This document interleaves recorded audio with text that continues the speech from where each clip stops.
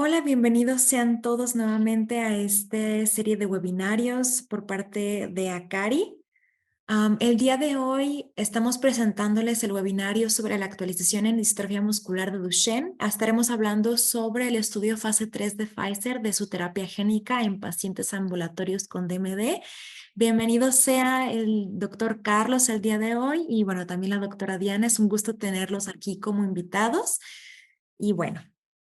Para iniciar, quisiera hacerle unos cuantos recordatorios a la comunidad presente. Les recomiendo y les recuerdo que escriban sus comentarios en la sección correspondiente y en el área de preguntas de Zoom, tanto en el chat como en el área de preguntas. Y también les recordamos que el webinario está siendo grabado. Y bueno, la agenda del día de hoy, como ya saben, siempre tenemos unas cuantas palabras de apertura para iniciar, para introducirnos. Espero que algunas personas ya nos conozcan y para aquellos que no, nosotros somos la Fundación Akari, una organización sin fines de lucro que se encuentra basada en San Antonio, Texas. Como algunos de ustedes ya saben, contamos con una variedad de programas, el cual uno de ellos es justo esta serie de webinarios educativos para la comunidad, para ayudarlos a actualizarse y también para entender una variedad de temas de su interés y donde pueden preguntar a los profesionales acerca del tema que ellos dominan. Posteriormente, después de esto, estaremos hablando sobre la actualización en distrofia muscular de Duchenne. Estaremos hablando sobre el estudio de terapia génica de Pfizer en sus pacientes ambulatorios y posteriormente a eso pasaremos a la sección de preguntas y después tendremos el cierre. Les recuerdo nuevamente a los invitados presentes el día de hoy. Tenemos a la doctora Diana Castro, es fundadora del Centro de Neurología y Atención Neuromuscular y bueno, también es parte y es jefa del Consejo Asesor Médico de la Fundación Akari. Y también tenemos de invitado al doctor Carlos Esteves, que es especialista en enfermedades raras y es parte del área de mercados emergentes en Pfizer.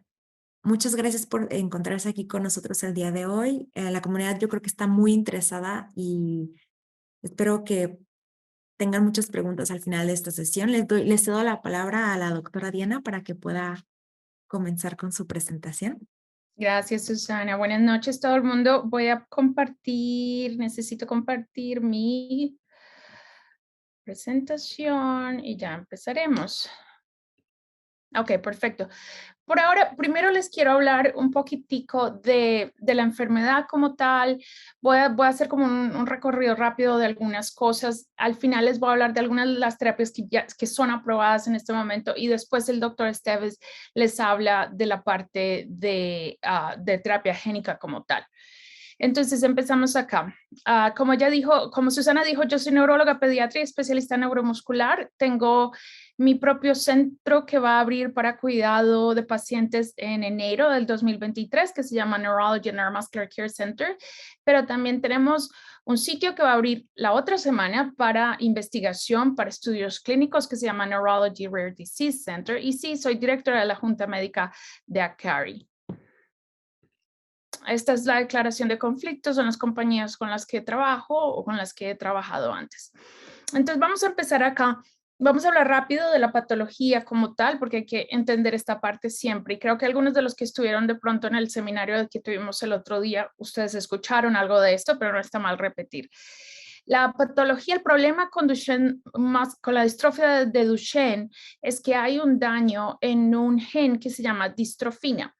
Este gen produce esta proteína que se llama distrofina o distrofina, que sirve como algo que absorbe la contracción de la fibra. Cada vez que hay contracción de la fibra muscular, digamos cuando hacemos cualquier ejercicio, si no estuviera esta distrofina, la membrana, la parte de afuera, esta partecita de la membrana muscular se destruye y al destruirse se rompe y empieza a salir el líquido, que es lo que llamamos creatinina quinasa, y hay inflamación. Entonces es todo un proceso, no solo la destrucción de la fibra como tal.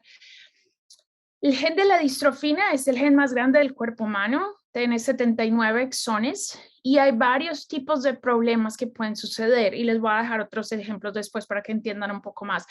Pero hay tres tipos importantes. Puede ser que el hijo de ustedes o el familiar de ustedes tenga una deleción, que es la mayoría de los casos, usualmente en 65% de los casos, que tenga una duplicación, quiere decir que tenga extra información genética que no debería estar ahí y cause problema, o que tenga mutación, que es como un daño muy específico, chiquitico. Entonces, lo que yo siempre digo es como las cajitas que forman el gen, se llaman los exones, y si a alguna de esas cajitas, digamos, le falta una puntica, eso es lo que se llama una mutación.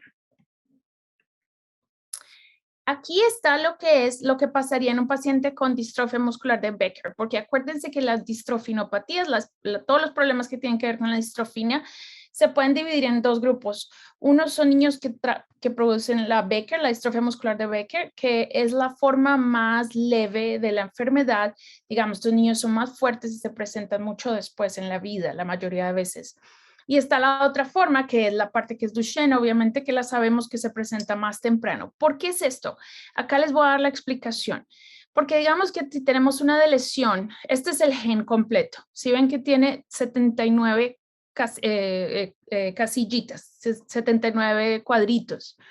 Si, por ejemplo, un niño con Becker, digamos, le falta el número 45, 46, 47, lo que va a pasar es que una vez que ese se vaya, el 44 todavía se va a poder unir al 48. Si ven que este está recto acá y este se puede conectar con este, entonces el 44 se va a poder saltar o unir al 48 y la proteína va a ser más pequeña, va a ser más corta. Me devuelvo a este. Si ven, este está mucho más largo hasta acá. En cambio, cuando ese defecto es un poquito más cortito.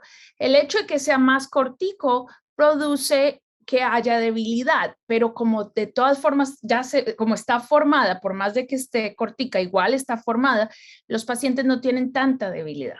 Entonces, para explicarlos de otra manera, por ejemplo, esta es la distrofina, acá está la parte de afuera donde se une afuera y acá está la parte de adentro. Esta sería la normal. Un Becker se une afuera, se une adentro, pero es más cortita. Entonces, lo que vemos en un paciente con una biopsia es que, por ejemplo, en este lado, en el lado izquierdo, ven que es un músculo normal, donde se ve que las fibras musculares marcan bien cafecito oscuro, pero un Becker marca, pero mucho más clarito. Entonces, por eso estos niños son más fuertes, porque lo que llamamos es que el defecto sucedió dentro de ese marco de lectura y por eso se puede seguir leyendo la proteína y por eso estos niños tienen más cantidad de proteína y no son tan débiles. ¿Qué pasa con un paciente con distrofia muscular de Duchenne? Si, por ejemplo, el exón 45 no está, si quitamos el exón 45, ¿qué pasa acá? El 44 no se puede unir a esta forma, al 46. Entonces, al no poderse unir de aquí a acá, todo el resto del gen ya no va a poder servir y por eso la proteína no va a poder servir. Entonces, mucho más, es realmente ausente en la mayoría de pacientes. La mayoría realmente no tienen. Entonces, volvemos a esta gráfica. ¿Se acuerdan que les mostré? Esta es la normal, conectándose afuera, conectándose adentro, lo normal. El Duchenne, primero que es muy pequeñito, segundo que no tiene conexión. Entonces, al no tener conexión, no se forma y no funciona, digamos. Entonces, si ven, de nuevo, la parte izquierda es un paciente normal y ven en la parte derecha un paciente con Duchenne, donde se ve que solo una fibrita se pinta de cafecito. Pero de nuevo, este no es el único problema. El problema es que no solo hay daño de la fibra, porque la fibra digamos, se aplasta, se daña, se rompe, pero también hay inflamación que llega al área. ¿Qué tratamientos tenemos disponibles hoy en día? Los tratamientos que tenemos disponibles comercialmente son los esteroides, que muchos de ustedes los conocen, y los oligonucleótidos antisentido. Entonces vamos a hablar de los dos. Los esteroides son de cuidado estándar para todos los pacientes sin importar el daño genético. Entonces no importa que el hijo de ustedes tenga una lesión, una duplicación o una mutación, los esteroides les recomendamos a todo el mundo. ¿Por qué? Porque nos ayudan con la inflamación y otras cosas en el cuerpo. El otro grupo son los oligonucleótidos antisentido. En esto no es para todos los pacientes. Esto sí depende del daño genético. Por eso yo siempre les digo, es importante que revisen cuál es el número.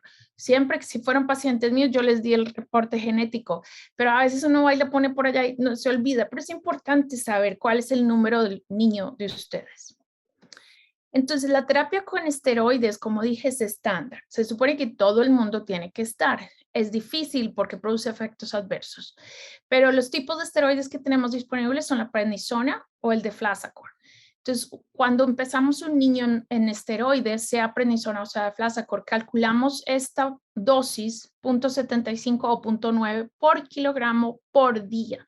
Entonces, la mayoría de nenes terminan tomando 15 o 20 miligramos al día. Usualmente no cambiamos esa dosis. Siempre hay que acordarse que hay que dársela en la mañana. Jamás se la den después del mediodía ni por la noche, porque si no, ese chiquito no va a poder dormir. ¿Cuáles son los beneficios y por qué, por más de que odiamos este medicamento, lo queremos y no lo tenemos que usar? Es porque retrasa la pérdida de la habilidad de caminar. Entre más tiempo camine el niño, significa que la función de los brazos y la capacidad de los pulmones va a ser mucho mejor. Ya cuando el niño se sienta y termina sentado en la silla de ruedas, es un poco más difícil porque ya va a empezar a perder esa fuerza en los bracitos y va a empezar a tener unos problemas. También la otra cosa es que previene o retrasa el desarrollo de escoliosis, que es cuando la espina se nos tuerce para un lado. Antes todos los pacientes tenían escoliosis, pero desde que se empezó a usar esteroides ya casi ninguno tiene escoliosis o tiene muy poquita escoliosis. El efecto en el corazón todavía no es claro, todavía estamos mirando eso. ¿Cuáles son los riesgos? Sí sabemos el aumento del apetito y la ganancia de peso, los problemas de comportamiento, el retraso de crecimiento, por eso todos son más bajitos, la pubertad también es retrasada, les puede dar riesgo de baja de osteopenia, osteoporosis y fracturas, que significa que el hueso por dentro es mucho más blandito de lo que debería estar y se puede romper muy fácil. Patológico significa que se golpea uno contra una mesa y pues uno no se rompe un hueso de una vez, pero ellos sí, porque como el hueso es más débil, ellos tienen ese problema, puede llegar a fracturarse. Entonces, por eso siempre hay que poner atención. Si el chiquito se cae o se golpea contra algo, pónganle atención, revisen, estén seguros de que les pregunten si le está doliendo o no, porque puede ser una fractura.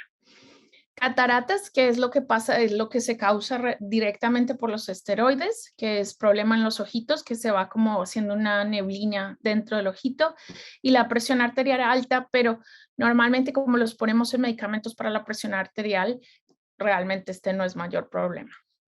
Ahora, los oligonucleótidos antisentidos, como dije, este no es para todos los pacientes. Este ya es solo para los números específicos. Como ven acá, les dije que la mayoría eran de lesiones, si se acuerdan. Entonces, la mayoría de pacientes, 65%, es usualmente de lesiones. Dentro de esas, de lesiones que se fue uno de sus cajitas, no está. Dentro de esas, la mayoría suceden dentro del cuadrito 43 al 55. Y dentro de estos tenemos diferentes porcentajes. Por ejemplo, el hijo de ustedes puede que le falte el exón 50. Entonces, este niño puede que le sirva la terapia quitando el exón 51. Ya les muestro un ejemplo. Entonces, acá lo que muestra son las terapias aplicables a diferentes mutaciones, pero como ven, 51 solo para 13%, 8%, 8%. Estas cuatro, las 51, 45, 53, son las que tenemos aprobadas. Las otras todavía no están aprobadas. Entonces acá explico mejor. ¿Cuáles están disponibles? Estos son los nombres de las que están disponibles en este momento. Eteplirsen sirve para quitar el exón 51. Entonces, ¿qué significa? Por ejemplo, aquí tienen un paciente en la A, tienen un paciente con Duchenne. Dijimos de lesión significa le quitamos un cuadrito. A este niño le falta el cuadrito número 50. Entonces no se puede conectar, ¿cierto? ¿Qué podemos hacer? Quitar el cuadrito 51, por eso se llama exon 51, skipping, que es quitarlo. Y si lo logramos quitar, remover, vamos a dejar que el 49 se una al 52. Entonces el 49 se une al 52 y la proteína va a ser mucho más corta, pero posiblemente va a seguir funcionando, va a empezar a funcionar un poquito mejor, digamos. De nuevo, esto no es perfecto, cada paciente responde diferente a diferentes tratamientos, depende también a qué edad se empieza el medicamento y no, pero digamos que están disponibles y no es una mala cosa de discutir con el médico como opciones. Entonces tenemos el otro grupo que son los exon 45, que se llama casimersen, que sería quitar el número 45 para hacer que se conecten las cajitas. Golodirsen, que es exon 53, y Vitolarsen, exon 53, son diferentes compañías, pero quitan el mismo gen, el mismo exón, perdón. Ok, entonces esas son las terapias disponibles. El doctor, el que sigue después mío, les va a contar, aparte de la terapia genética, de los ensayos, pero yo lo que quiero hablarles es de los ensayos clínicos en general. ¿Por qué son importantes y cuáles son los tipos de ensayos clínicos?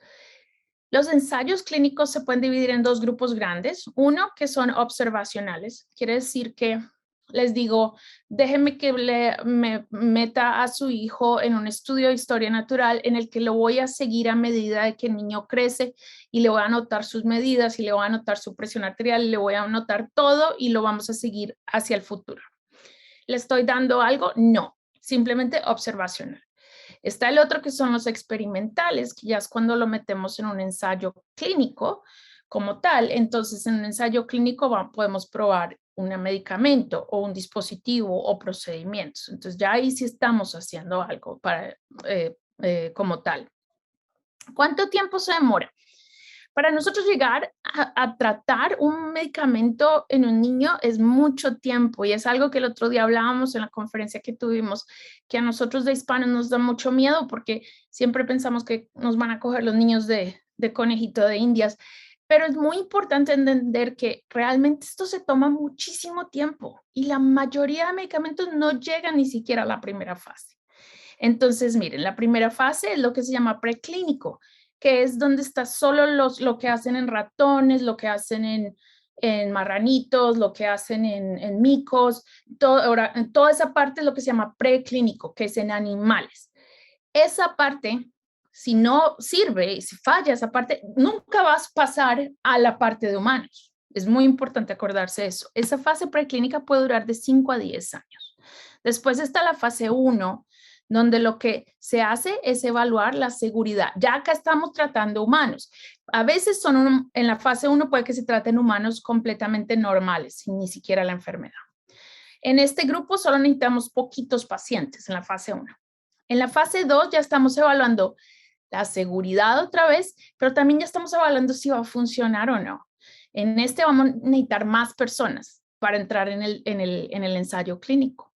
En la fase 3 estamos confirmando los hallazgos tanto de seguridad como de efectividad de la fase 2 y vamos a probarlo en mucho más gente.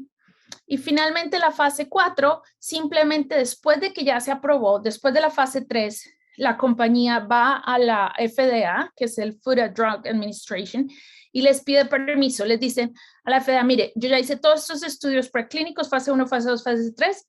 Es un medicamento que sirve bien y es un medicamento que no le causa daño a los pacientes, no significativo, y queremos que lo aprueben. Si lo aprueban, ya se puede seguir, ese paciente se puede seguir de ahí en adelante en la vida y es simplemente para seguir mirando que no vaya a aparecer nada extra, que estos son estudios de continuación, digamos, después de la aprobación. Y para este, obviamente, ya vamos a tener muchísima gente más incluida. ¿Cuánto tiempo puede durar esto? 5 es muy rápido. Realmente la mayoría de medicamentos en esta fase son alrededor de 5, pero más 10 años.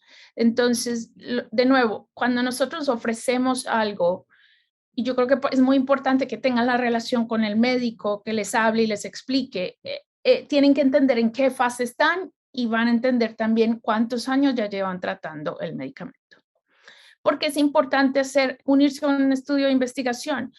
Porque de pronto no hay ningún medicamento que sea aprobado para ese tipo específico de problema genético, digamos, porque puede que ese medicamento se vaya a probar y cuando se apruebe, el niño ya lo está recibiendo desde hace tiempo, entonces ya ha estado expuesto mucho más tiempo.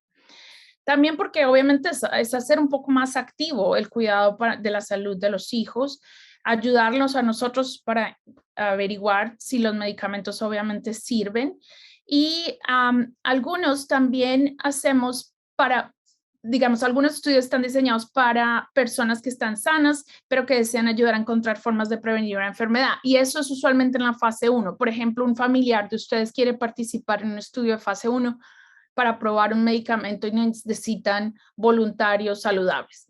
Esa es una posibilidad, un familiar que quisiera ayudar en este tipo de estudios clínicos. ¿Por qué también es importante las poblaciones? Porque tienen que tener diferente participación de diferentes grupos, tanto de diferentes edades, diferentes sexos, diferentes razas y etnicidades. Por eso los hispanos es importante. En este momento, la mayoría de gente está buscando que nosotros participemos más en la investigación, los hispanos, porque el problema es que si siempre hacen la investigación en solo ese porcentaje de personas blancas, 20% de los pacientes con Duchenne blancos, entonces una vez que se apruebe ese medicamento, puede que se lo vamos a dar a nosotros, a nuestros niños hispanos, y no le va a servir igual. Y nunca vamos a saber porque nunca se estudió en esa población específica. Estas son las preguntas que yo digo, creo que esa es la última mía, pero son las preguntas que yo siempre digo antes de, si ustedes son uno de mis pacientes, yo quisiera que me preguntaran esto.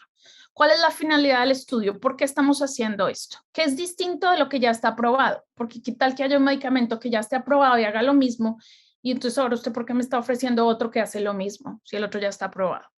¿Cuáles son los posibles riesgos?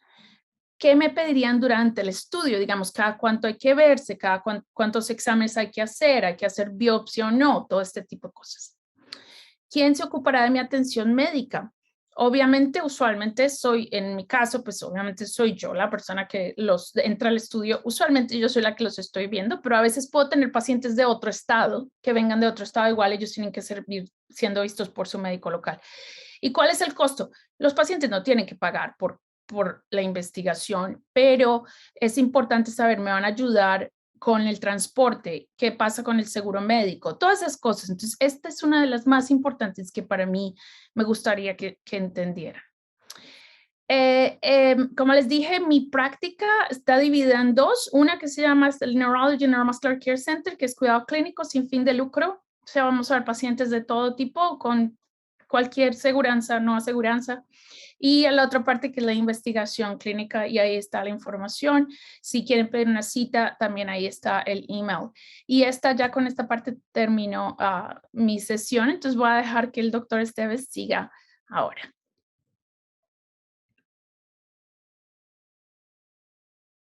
Buenas noches con todos y muchas gracias, doctora Diana Castro, por esta introducción acerca de lo que es Duchenne y también todas las aplicaciones que podemos tener en cuanto al tratamiento y finalmente cuál es la importancia de participar en un estudio clínico.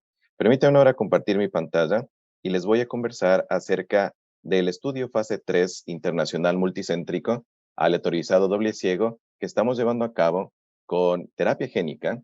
El nombre es un poco complejo, que es Forda Distrogimo Vaparovec, en pacientes ambulatorios con distrofia muscular de Duchenne. Un poco para entender todos los conceptos que al final la doctora Castro enunció. Hablamos de fase 3 porque ya ustedes vieron, se encuentra en la última fase del desarrollo de la investigación. Es en el momento que se ve más que nada la parte de eficacia del compuesto, en este caso la terapia génica, internacional porque incluye varios centros, y por eso es también multicéntrico, varios centros no solo en un solo país, sino en varios países a nivel mundial.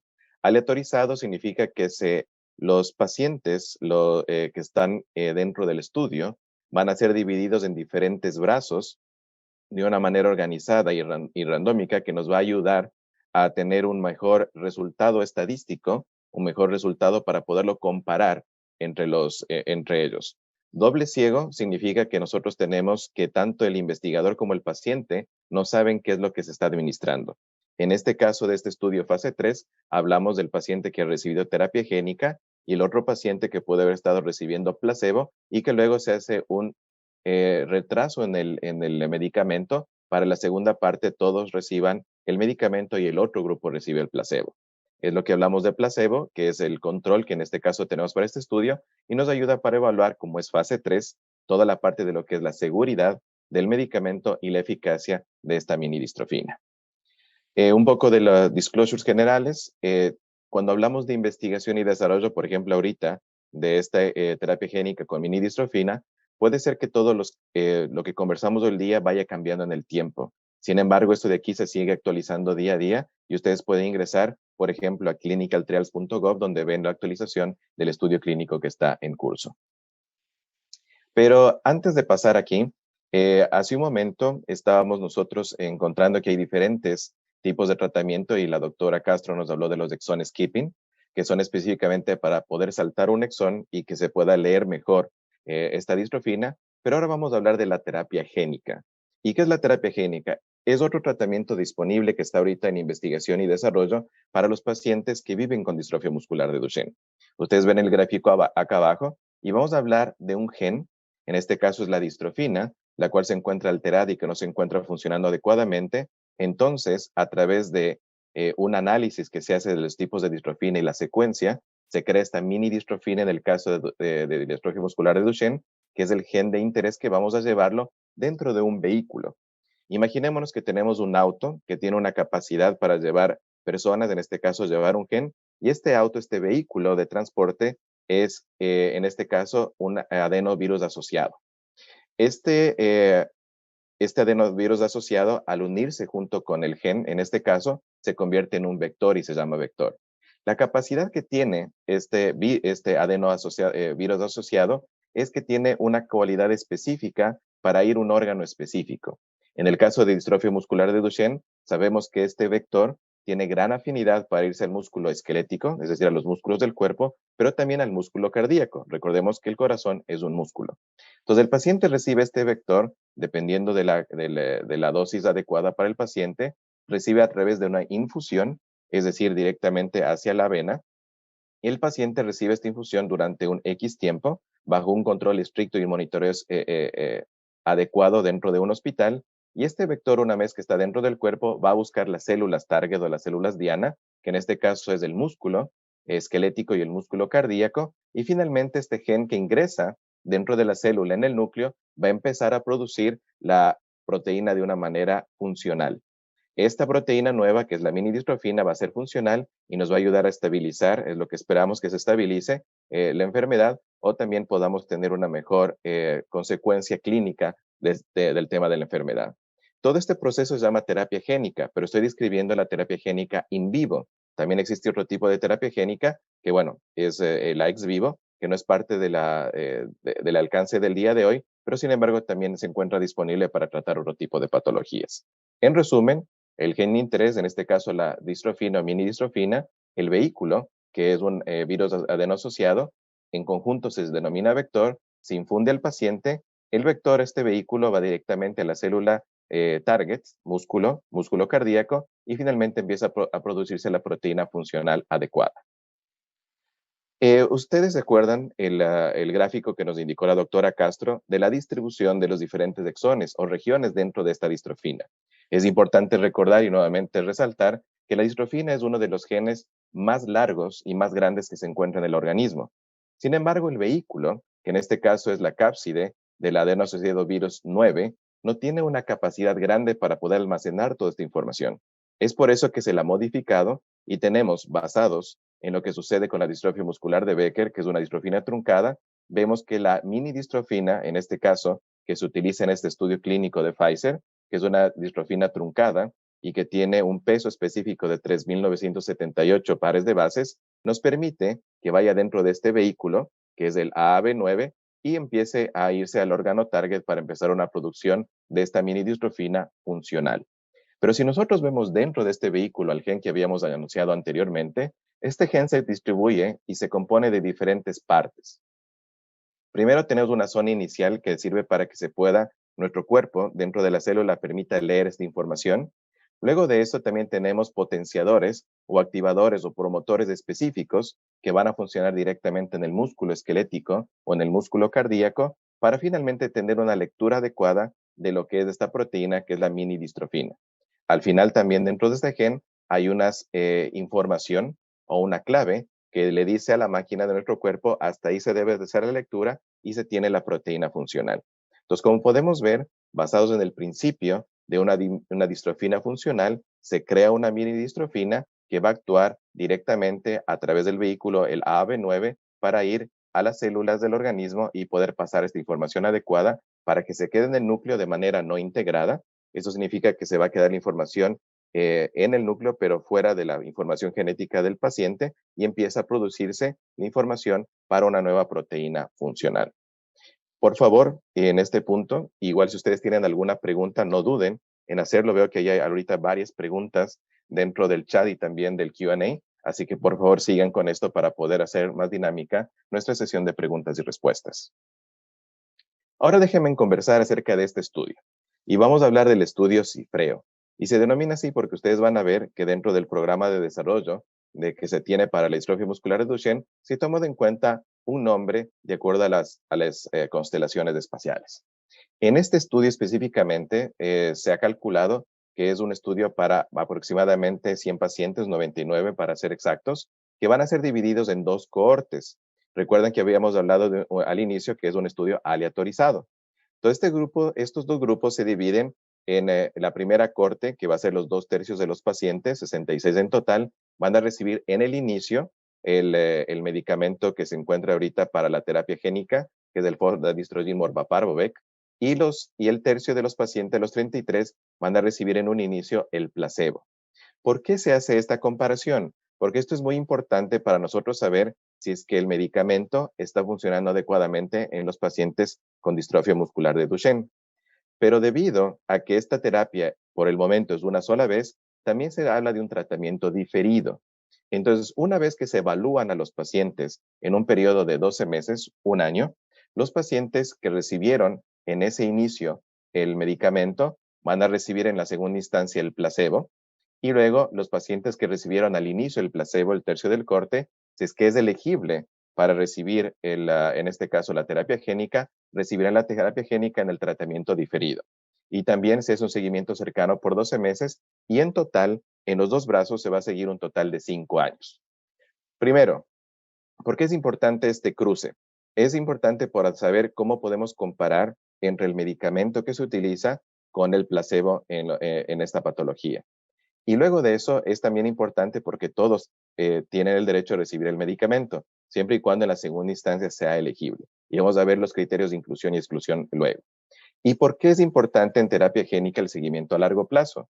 Porque la terapia génica, al ser una terapia de investigación al momento, aunque ya existan algunos productos aprobados para tratar otras patologías, es importante tener este seguimiento a largo plazo para saber cómo sigue la funcionalidad o la efectividad del producto, la producción en este caso de distrofina, todos los parámetros clínicos que se puedan dar luego de la terapia génica y también los temas de seguridad a largo plazo. Tanto a corto plazo para el seguimiento inicial, que vamos a ver el número de visitas, como también a largo plazo, es importante en el tema de terapia génica. Es decir, es un compromiso por parte de los pacientes que participan dentro del estudio clínico lograr este seguimiento a largo plazo. Como es un estudio fase 3, habíamos indicado anteriormente que es para evaluar seguridad y eficacia. Entonces, aquí el criterio de evaluación principal es este score, que en inglés es el North Star Ambulatory Assessment, NSAA en sus siglas en inglés, que vamos a evaluarlo en el inicio versus lo que pasa a la semana 52. A lo que pasa a la semana 52, evaluamos este total del puntaje y vemos es que hay un cambio entre el inicio y el seguimiento que se hace a las 52 semanas como uno de los valoraciones principales desde el punto de vista clínico. Entonces, hablemos un poco más de los dos grupos que había señalado anteriormente. El periodo de tratamiento del estudio es 2 años, pero el seguimiento lo vamos a completar a 5 años en los dos grupos de pacientes. El grupo 1, 2/3 de los pacientes reciben el tratamiento inicial, el medicamento, y el grupo 2 al inicio recibe el placebo. Y luego hacemos un cruce. El grupo 1 que recibió el medicamento recibe el placebo, y el grupo 2 que recibió el placebo al inicio recibe el medicamento. El niño va a permanecer con un régimen de corticoides durante los 2 primeros años del ensayo. Y esto es muy importante para señalar, y es lo que dijo la doctora Castro. En muchas ocasiones, el uso de corticoides, dependiendo del país, a veces se puede retrasar o también dependiendo si es que nosotros nos sentimos confiados en tener o no el medicamento, podría retrasarse en el tiempo. Eso es importante también que cuando ustedes conversen con su médico y evalúen cuáles son los criterios de inclusión dependiendo de cada uno de los estudios, vean qué medicamentos son permitidos o no permitidos para poder ingresar. En este caso, es muy importante que el paciente se encuentre en un régimen adecuado de corticoides junto con la evaluación de su médico de cabecera. Entonces, ¿cuáles son los diferentes detalles que nosotros tenemos que tomar en cuenta en este periodo inicial, el periodo de seguimiento y el tema de administración retrasada? El periodo de selección, que es más o menos hasta los 3 primeros meses, se deben realizar algunas pruebas. Y ahí viene también lo que nos dijo la doctora Castro. La importancia de poder conversar con el médico, dar un consentimiento informado adecuado cuando ustedes reciban toda la información de lo que se va a hacer dentro del estudio clínico.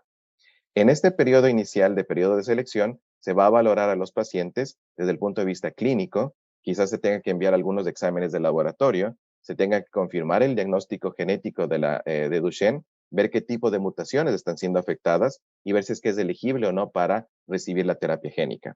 Es importante señalar en este punto que no todos los pacientes son elegibles para recibir terapia génica. Hay criterios de inclusión, es decir, para entrar dentro del estudio, o criterios que nos van a hacer que el paciente no sea elegible para recibir la terapia génica. El periodo de seguimiento a largo plazo, como les decía hace un momento, es muy importante durante los 4 años.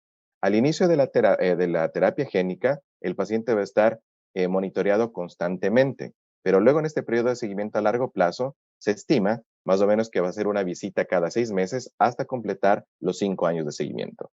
Y la administración retrasada es muy importante porque todos los pacientes, si son elegibles, más que nada en el segundo año, recibirán todos al final el tratamiento con la terapia génica con este medicamento, que en este caso es la minidistrofina por la distrogin morvaparovec. ¿Qué vamos a hacer en la información de la visita clínica?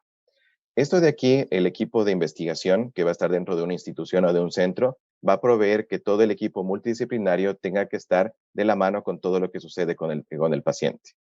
Durante el ensayo clínico, los cuidadores, así como también los niños con la enfermedad, van a tener que visitar más o menos unas 49 veces en total en todo el seguimiento hasta completar los 5 años.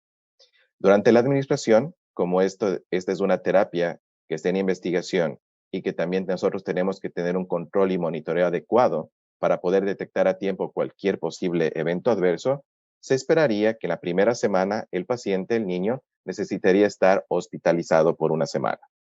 Y durante la siguiente semana es necesario que se encuentre cerca de la unidad hospitalaria para poder continuar con el seguimiento que va a ser a diario durante estas 2 primeras semanas.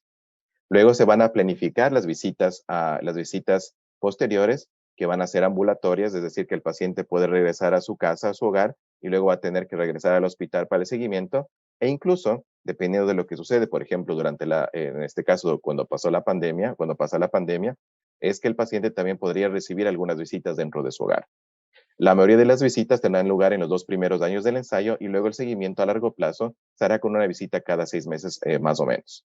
Pero dentro de cada visita hay un plan específico para exámenes, valoración clínica, exámenes de laboratorio que deberán ser complementados durante todo el tratamiento en este estudio clínico fase 3 cifreo. Este es el cronograma general de las visitas. Primero viene el periodo de selección que habíamos dicho anteriormente, exámenes de evaluación clínica, ver si se cumplen los criterios de inclusión y exclusión. Luego viene un inicio a los pacientes que han pasado este primer filtro y se hace un examen que es la prueba en donde se ve si es que el organismo empieza a producir anticuerpos en contra de este vector. Recordemos que habíamos hablado que es un virus adeno asociado. Algunas personas en la vida normal pueden estar en contacto en alguna vez de su vida con este virus y como es un virus adeno asociado, va a crearse anticuerpos. Todo este examen nos permite detectar si es que el paciente tiene anticuerpos activos en contra de esta cápside y de esa manera no es elegible para recibir terapia génica. Esto es muy importante señalar porque les había dicho en su momento, basados en el criterio clínico, basados en el criterio de laboratorio y finalmente en este examen, que es el examen de anticuerpos neutralizantes, sabemos si ese paciente es elegible o no para recibir terapia génica. Luego tenemos el seguimiento casi diario durante las 2 primeras semanas, hospitalizado la primera semana y cerca del centro de estudio en la segunda semana, para finalmente hacer visitas espaciadas, ambulatorias, y luego el seguimiento en los próximos 9 meses, cada 1 a 3 meses, y el seguimiento a largo plazo, hasta completar los 5 años, una visita cada 6 meses. ¿Cuáles son los criterios de inclusión clave? Este de aquí es una visión general de estos criterios de inclusión, pero ustedes pueden conversar con su médico de cabecera o pueden consultar dentro de su médico de cabecera con los centros de investigación para que tengan mucho más claro cuáles son los criterios de inclusión. En términos generales, vamos a decir que la edad para participar en el estudio es varones de 4 a 7 años. Es decir, que sean menores de 8 años hasta su octavo cumpleaños, como se puede ver dentro de lo que sería el primer casillero. Tenemos que tener un diagnóstico confirmado de distrofia muscular de Duchenne y también va a ser, en este momento, el estudio está llevado para pacientes ambulatorios que cumplen el criterio de este específico grupo, ambulatorios. Y deben estar con una dosis estable diaria de glucocorticoides durante los 3 primeros meses en el momento de la selección. Ahí vemos las dosis que tenía que estar el paciente en el momento que va a ser elegible para entrar dentro del estudio clínico. La población que va a ser excluida bajo estos criterios, dentro de este grupo más o menos de 100 pacientes, es primero una prueba positiva para anticuerpos neutralizantes contra esta cápside, este vehículo, que es el AAV9. En este examen, es un examen específico que sirve para ver este cápside, este vector de Pfizer. Es decir, es un test específico que se lo hace dentro del ensayo clínico para que sea elegible el paciente dentro del ensayo clínico y en un futuro va a ser lo mismo. Se deberá hacer este examen para ver si es que es elegible o no de recibir terapia génica. Se seguirán habiendo los resultados de los análisis de laboratorio y si se encuentra alguna anomalía que está descrita dentro del protocolo, puede ser que los pacientes también sean excluidos bajo estos resultados que pueden aparecer dentro del laboratorio clínico. Y también serán excluidos en el ensayo clínico aquellos pacientes que han recibido o están recibiendo alguna terapia diseñada para aumentar las cantidades de distrofina. Por ejemplo, lo que vimos hace un momento en la explicación anterior, en la charla anterior, acerca de esos exon skipping. ¿Y por qué es la razón esto? Porque si no, no sabemos si es que está funcionando la terapia génica o es que están funcionando estas terapias que podría estar recibiendo el paciente. Entonces, como vimos, hay criterios de inclusión y exclusión y esto nos hace pensar claramente que no todos los pacientes podrían ser elegibles para recibir terapia génica. Esto es muy importante de señalar. Esto es lo que les quería traer el día de hoy. Veo, como dije hace un momento, que hay varias preguntas. Vamos a tratar de responder todas ellas, pero también es importante que ustedes tengan información más detallada a mano. Así que aquí en Estados Unidos ustedes pueden tener la opción de poder entrar en la página web cifreo.duchennetrial.com. Vamos a hacer el alcance también a la Fundación Akari para que pueda hacerles extender. Si ustedes también quieren contactar a alguien para poder conversar acerca de los ensayos clínicos, hay una línea 1-800 o también bajo correo electrónico en Pfizer, clinicaltrialsinquiry@pfizer.com, @pfizer.com, o si no también hay una página web que se encuentra todos los registros de los ensayos clínicos a nivel general. Ustedes pueden tener mucha información, que es clinicaltrials.gov.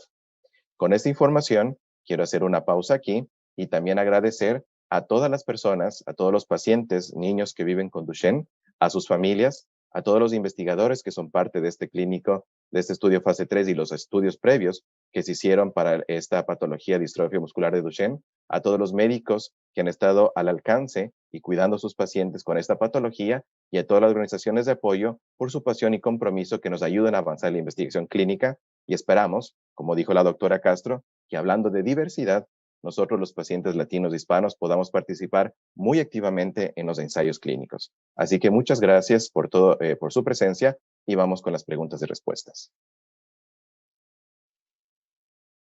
Ay, perfecto. Muchísimas gracias por sus presentaciones. Muchas personas de la comunidad tienen pues bastantes preguntas, entonces ya procedemos a pasar directamente a las preguntas y respuestas para que todos aclaren sus dudas.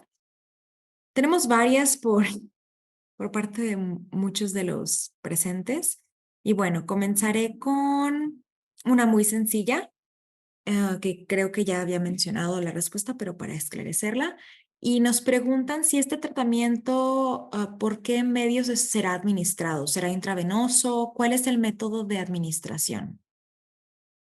Sí, bueno, como estamos hablando de una terapia génica in vivo y que nosotros tenemos como target las células del músculo y del corazón, entonces la vía en este ensayo es una infusión intravenosa.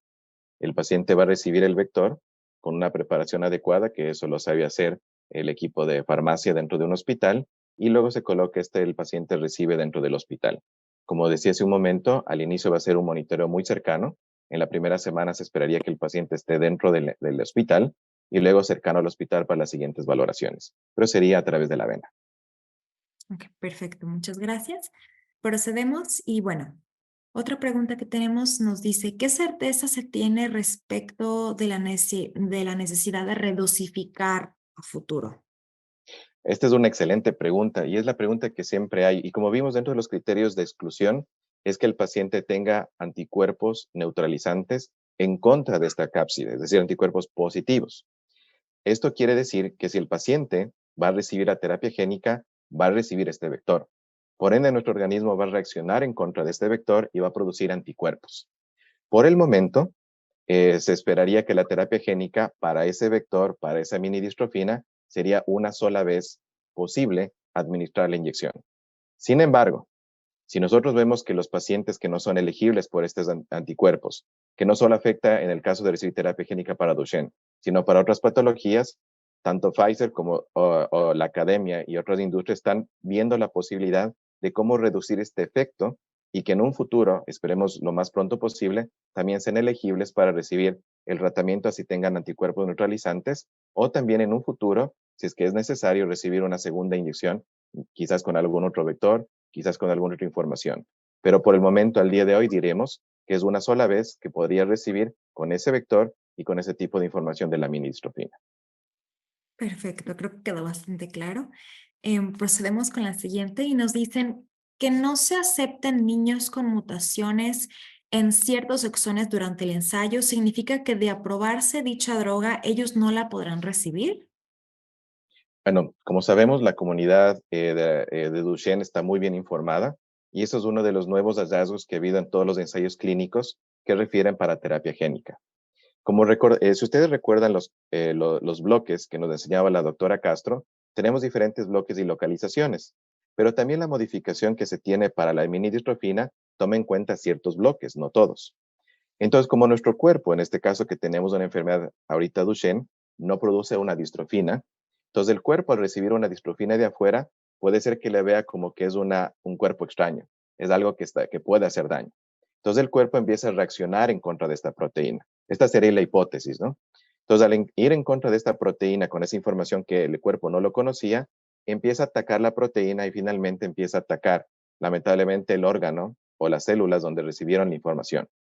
Entonces, se ha visto que cierto tipo de mutaciones, dependiendo cuál es la minidistrofina que reciban, podrían tener mayor riesgo de este tipo de reacciones inmunológicas. Por ende, los pacientes que tengan este tipo de mutaciones específicas que va a diferir de un estudio a otro, lamentablemente no serían elegibles para recibir esa terapia génica, pero quizás sean elegibles para recibir otra terapia génica u otro tipo de tratamiento.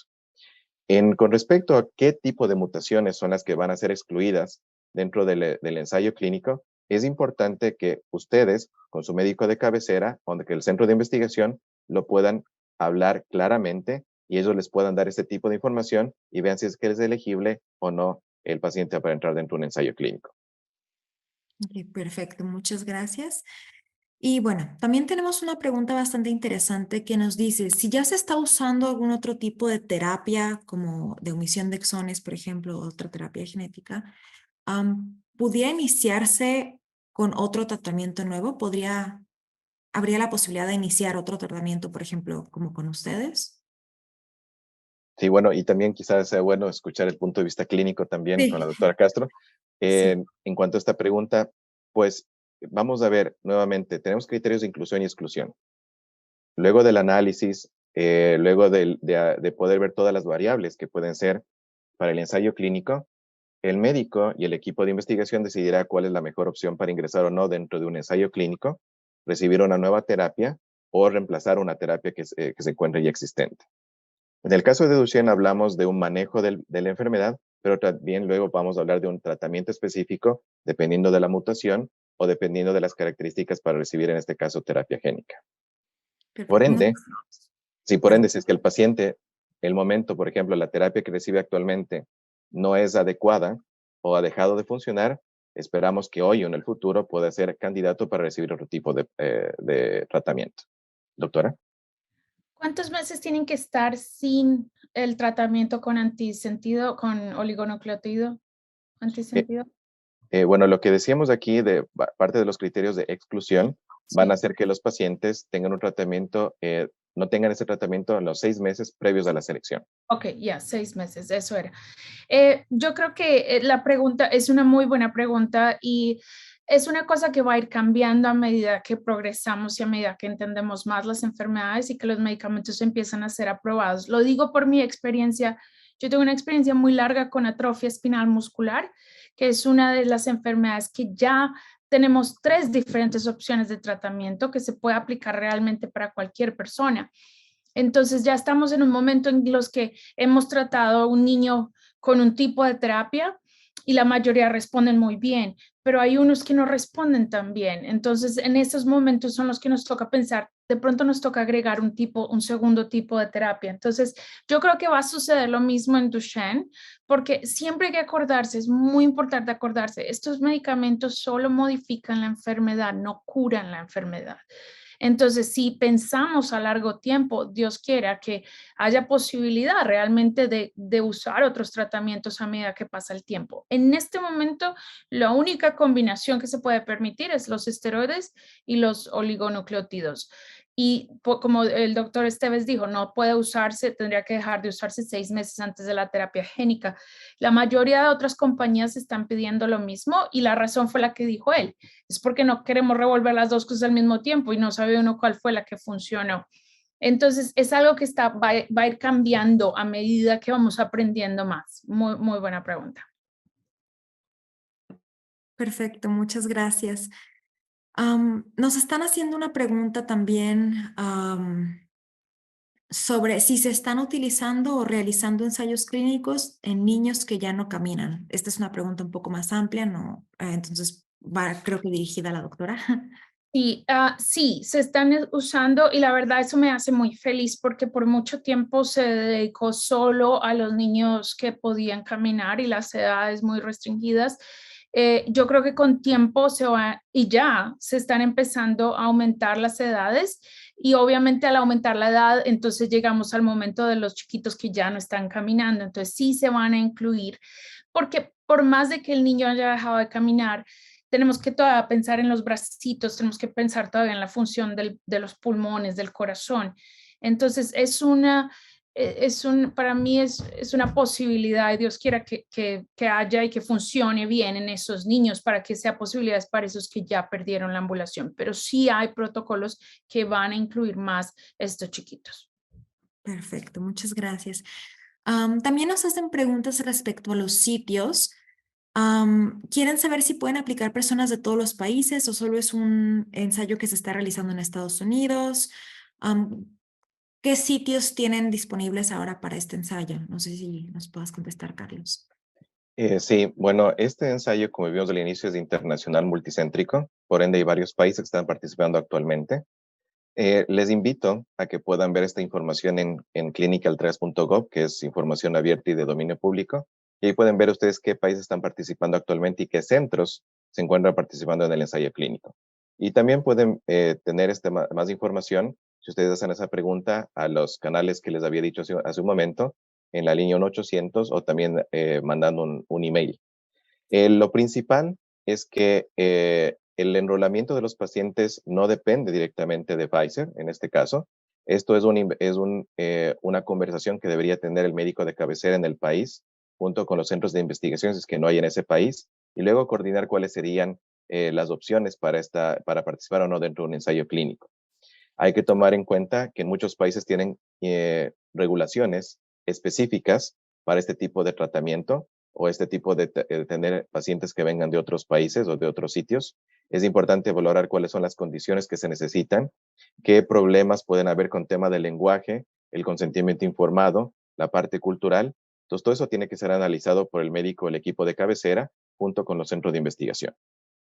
Perfecto, muchas gracias. Creo que eso lo aclara bastante bien. Yo creo Tenemos, que sería, Susana, sería bueno ponerlo en el chat, el website de www.clinicaltrials.gov y si lo puedes poner para que la gente lo encuentre. Y lo que tienen que hacer ahí, que es muy importante, a mí me encanta que las familias estén pendientes de ese sitio, es que van a encontrar 2 casillitas. La primera van a poner Duchenne o DMD, que es lo mismo. y en la segunda pueden poner un específico, digamos Pfizer, o pueden dejarlo abierto y les va a botar todos los estudios clínicos que estén disponibles, o pueden poner Exon 51 y les va a botar lo que es específico para eso. Ok, perfecto. Ahora mismo se los pongo. Tenemos una pregunta más en lo que pongo el link. Si bien el estudio es para los niños de hasta 8 años, en caso de que este medicamento sea aprobado, ¿se podría aplicar al menos para otros niños ambulatorios que no estén dentro de ese grupo de edad? Y es una pregunta muy buena. Y claro, como vimos en parte de disclaimer, lo que discutimos ahorita, hay que ver qué va a pasar en el futuro. Pero claro, ahorita viendo los criterios de inclusión dentro del estudio, estamos hablando de pacientes de entre 4 a 7 años hasta su cumpleaños 8. Pero esto de aquí, viendo cómo van los resultados y que estén en una población que en este caso son niños que todavía pueden caminar, son ambulatorios, esperaríamos que en un futuro quizás se pueda extender esta indicación. Esto va a depender mucho de las regulaciones locales, va a depender mucho de las agencias regulatorias, va a depender mucho de todo el sistema que hay de aprobaciones dentro de una droga por cada país. Así que esta indicación podría variar país por país, pero esperaríamos, si es que los resultados son sólidos, que se pueda extender la indicación y esperamos que cubra a todos los pacientes ambulatorios. Perfecto, muchas gracias. También tenemos unos cuantos saludos por parte de las personas. Todos están agradeciendo las presentaciones. Todo ha sido muy gráfico y los felicitan. Y por último, quisiera darles un espacio para que nos agreguen algún comentario, algo que crean que sea importante recalcar, algo que les gustaría recordarle a la comunidad. Yo creo que lo más importante, yo lo que siempre digo es que es importante que estemos abiertos un poco de mente a que las cosas están cambiando y obviamente culturalmente, como dije antes, nosotros tenemos muchos miedos y son nuestros hijos y uno hace lo que sea por sus hijos, pero también tienen que crear esa relación con el médico y crear esa relación de que se crea uno al otro, de que les expliquen todo, de que sea bien claro y que tomen las decisiones con la mejor información que pueden. Pero tratar de tratar de incluirnos más en este tipo de cosas porque nos necesitan, no pueden estar aprobando medicamentos solo para gente, literalmente, para gente que participa en los estudios que son blancos y nosotros casi nunca entramos a ellos, entonces es muy difícil. Entonces, eso es lo que me gustaría decirles. Muchas gracias.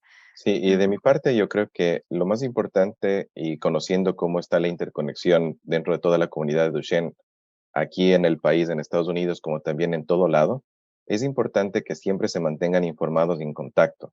Hay diferentes fuentes de información que son muy valiosas para que se encuentren actualizados. Esta de clinicaltrials.gov les ayuda y les informa, como dijo la doctora, en todos los aspectos de los ensayos clínicos se encuentran ahorita abiertos, que se encuentran reclutando, enrolando pacientes o que se encuentran algunos resultados de los estudios que se pueden ver.